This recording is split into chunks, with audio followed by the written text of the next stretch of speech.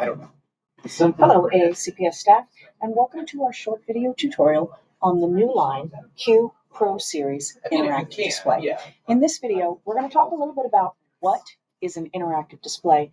We're going to talk a lot more about this specific display and what makes it unique. So first off, what is an interactive display?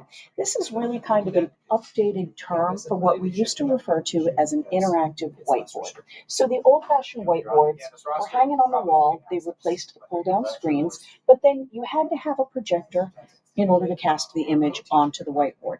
And that's that older technology. So nowadays, interactive whiteboards have been replaced with interactive displays, which bring your whiteboard and projector together. This is essentially a flat panel television, the same kind you might have in your home, but it's got an overlay on it that enables touch, so it functions much like a touch screen on your laptop.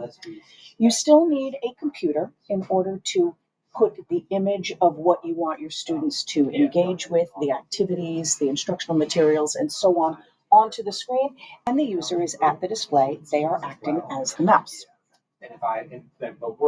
So what this really is a giant mouse pad hanging on the wall. And when you are working at the display, you are acting as the mouse. Every touch on the display is the same thing as a left mouse click on your computer.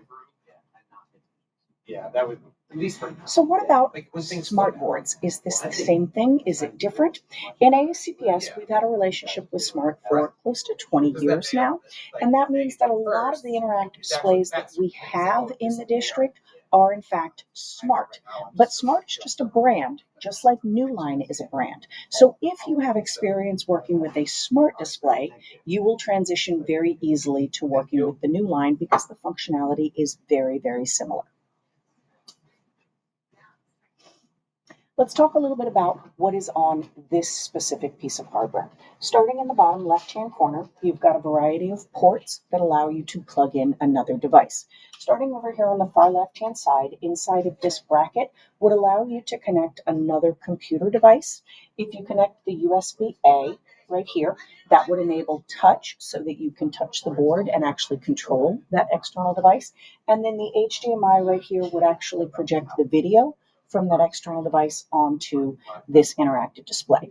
And that means you don't have to try and get behind the board or underneath of your teacher computer if you need to quickly connect a different device than your daily teacher laptop, which will be connected through your docking station.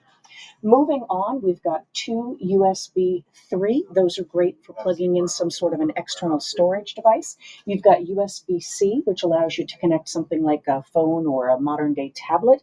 And then you've also got the traditional microphone jack in the bottom left as well. Moving to the opposite bottom corner of our display here, we've got a power button. We've got our volume controls for the mounted speakers right here.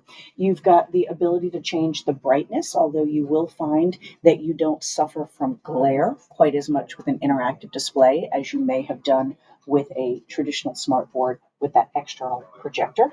You've got the ability to return to the home screen. We'll talk more about that once we get onto the screen of the device right here. Similarly, you can bring up the menu, and then you've got two sensors over here that allow it to detect